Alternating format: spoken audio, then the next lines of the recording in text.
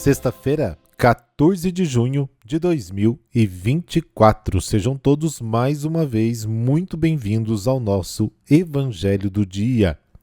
Quero cumprimentar os aniversariantes de hoje: Michele Mendes, de Limeira, São Paulo, José Roberto Teodório, aqui de Londrina, Paraná. Hoje é o casamento da Lorena e do Lourenço.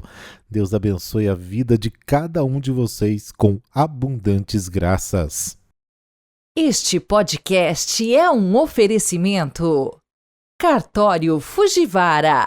Desde 1949, prestando os melhores serviços em Londrina e região. Conte com a gente. Hotel Eldorado Flat. A sua hospedagem na principal avenida de Contagem, Minas Gerais. Passando por aqui, fique com a gente. Os contatos dos nossos apoiadores estão na descrição deste podcast. Na enciclopédia bíblica de hoje, vamos falar de música. Como era nos tempos bíblicos?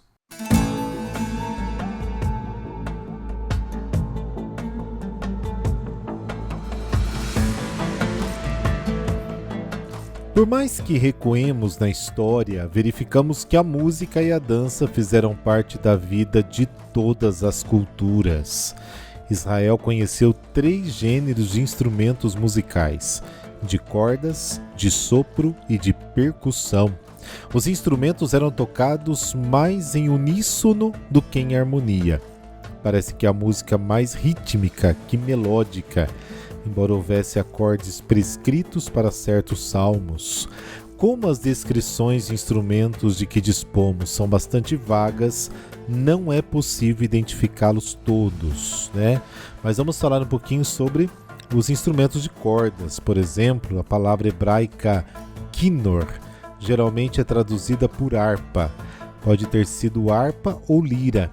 Era um instrumento pequeno de 8 ou 10 cordas montadas numa estrutura de madeira, facilmente transportável. Não sabemos se era tocada simplesmente com os dedos ou com um pléctro, que era uma espécie de vara. É possível que seja este um instrumento representado em antigas pinturas sepulcrais de Beni Hasan, por exemplo, no Egito. O nebel, chamado saltério, era outro instrumento de cordas em moldura de madeira, tocado com os dedos. A palavra nebel significa garrafa ou jarro de couro, o que sugere uma caixa de ressonância semelhante ao galaúde. Davi sabia tocar tanto o quinor como o nebel. Também tem os instrumentos de sopro, né? O halel, a flauta, era um instrumento de sopro das pessoas comuns. Era feito de junco, madeira ou osso. Halel significa furar e indica o modo como o instrumento era feito. Para tocá-lo, se usava uma palheta. O tocador costumava levar consigo palhetas de reserva numa bolsa. Tem também o querem, que era um corno ou um chifre. Era feito do chifre do animal, sendo usado como trombeta. Se o chifre era de carneiro, o instrumento era chamado shofar, também traduzido por trompa em algumas versões da Bíblia. Era usado em ocasiões religiosas e públicas. Tinha também a hazozá, que era uma trombeta de metal, que nos tempos bíblicos era de prata.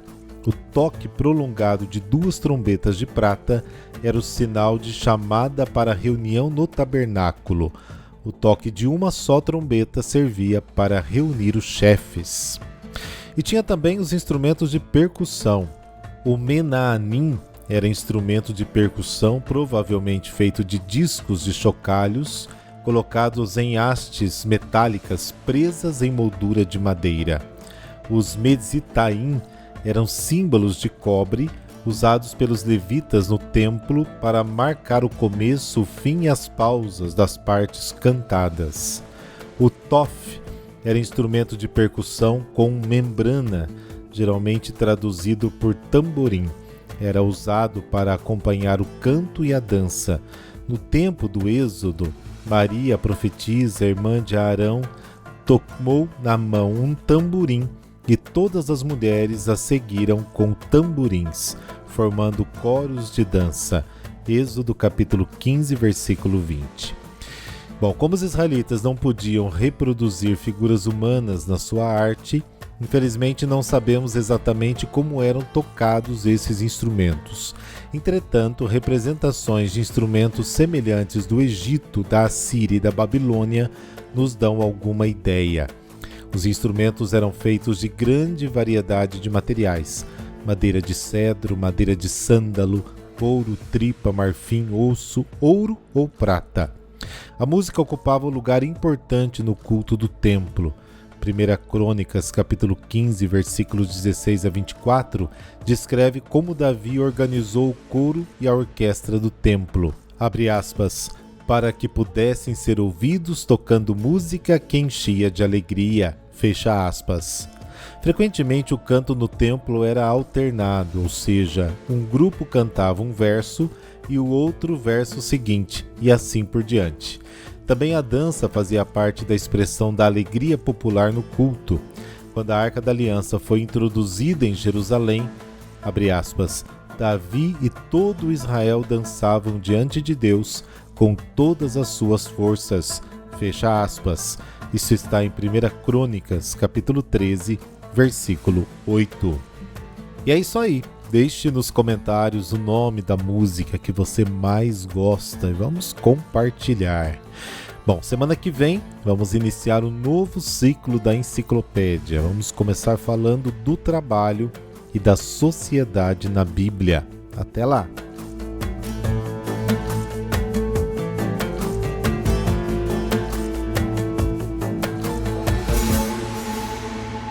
No evangelho de ontem, Jesus releu o mandamento não matarás. No evangelho de hoje, Jesus relê o mandamento não cometer adultério.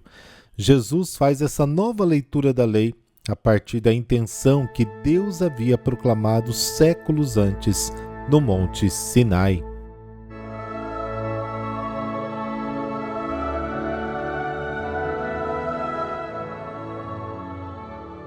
Pelo sinal da Santa Cruz, livrai-nos Deus, nosso Senhor, dos nossos inimigos. Recebei, ó Deus Todo-Poderoso, o louvor desta manhã, e concedei que no céu, unidos a vossos santos, cantemos eternamente com maior entusiasmo a vossa grande glória. Amém.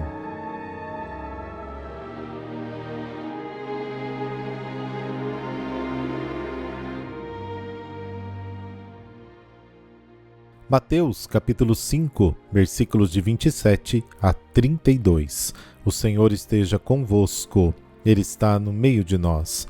Proclamação do Evangelho de Jesus Cristo segundo Mateus. Glória a vós, Senhor. Naquele tempo disse Jesus aos seus discípulos: Ouvistes o que foi dito, não cometerás adultério. Eu, porém, vos digo, todo aquele que olhar para uma mulher com desejo de possuí-la, já cometeu adultério com ela no seu coração. Se o teu olho direito é para ti ocasião de pecado, arranca-o e joga-o para longe de ti. De fato é melhor perder um de teus membros do que todo o teu corpo ser jogado no inferno. Se a tua mão direita é para ti ocasião de pecado, corta-a e joga para longe de ti. De fato, é melhor perder um dos teus membros do que todo o teu corpo ir para o inferno. Foi dito também: quem se divorciar de sua mulher, dê-lhe uma certidão de divórcio. Eu, porém, vos digo, todo aquele que se divorcia de sua mulher, a não ser por motivo de união irregular, faz com que ela se torne adúltera. E quem se casa com a mulher divorciada, comete adultério. Palavra da salvação. Glória a vós, Senhor.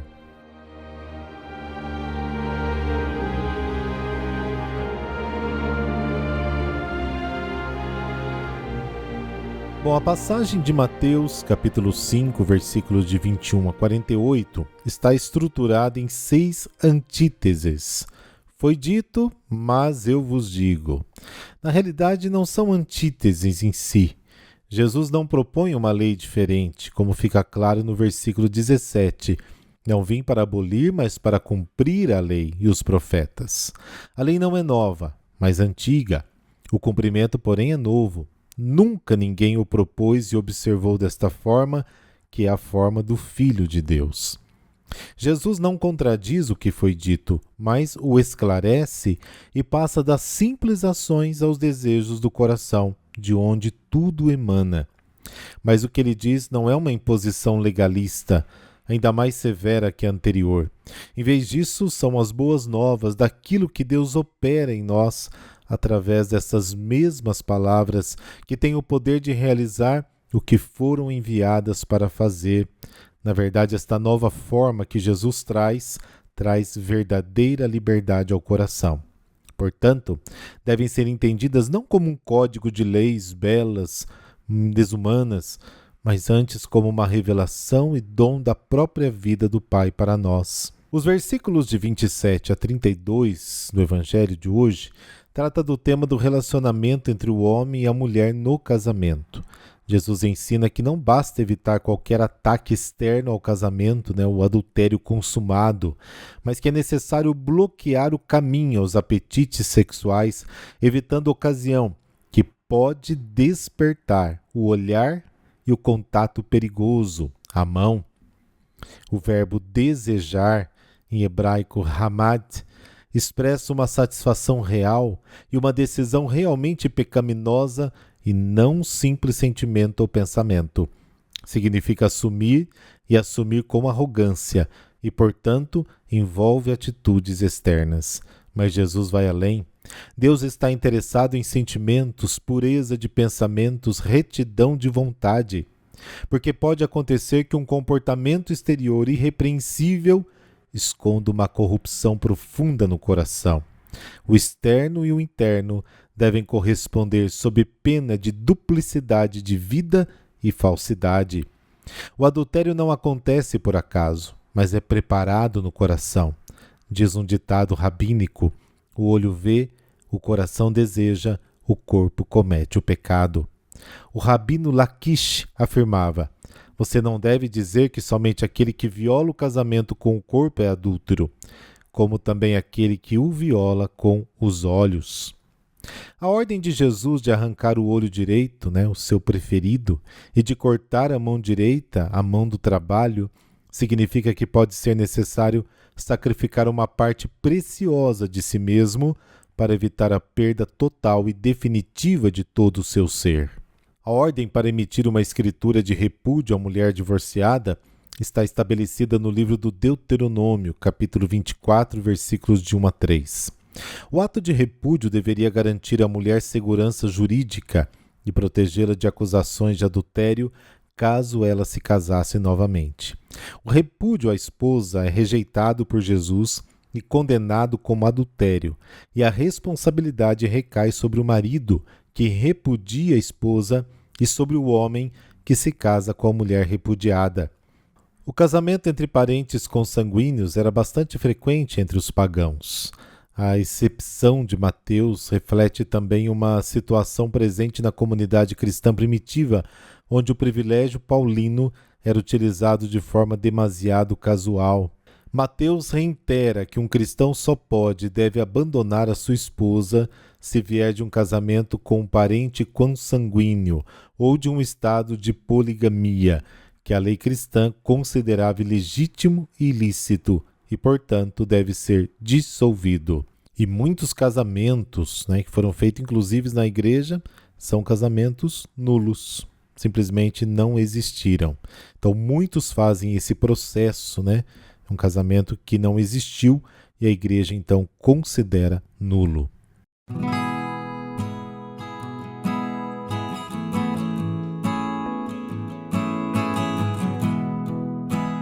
Hoje a igreja celebra uma bem-aventurada brasileira, Nha Chica. Francisca nasceu em 1808 no povoado de Santo Antônio do Rio dos Mortes Pequeno, atualmente distrito da cidade de São João del Rei, em Minas Gerais. Filha e neta de escravos, foi batizada no dia 26 de abril de 1810. Pouco tempo depois, sua família se mudou para a cidade de Baependi, também no estado de Minas Gerais. Mulher humilde, era fervorosa devota de Nossa Senhora da Conceição. não se casou, dedicando sua vida inteiramente ao Senhor. Desde jovem era procurada para dar conselhos, fazer orações. Ela era considerada uma santa, porém sempre respondia: é porque eu rezo com fé. Francisca era conhecida por Nhaxica, sendo que Nha é uma forma reduzida da palavra senhora, que é uma forma respeitosa de se tratar os mais velhos. Aos poucos, a fama de santidade foi se espalhando e pessoas de outras localidades vinham visitá-la.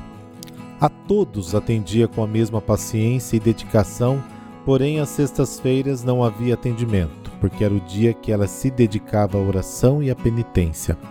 Francisca era analfabeta, desejava somente ler as Sagradas Escrituras, mas alguém as lia para ela e a fazia feliz.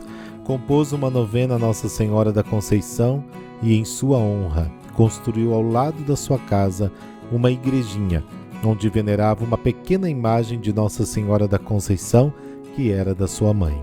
Hoje, o local abriga o Santuário da Conceição.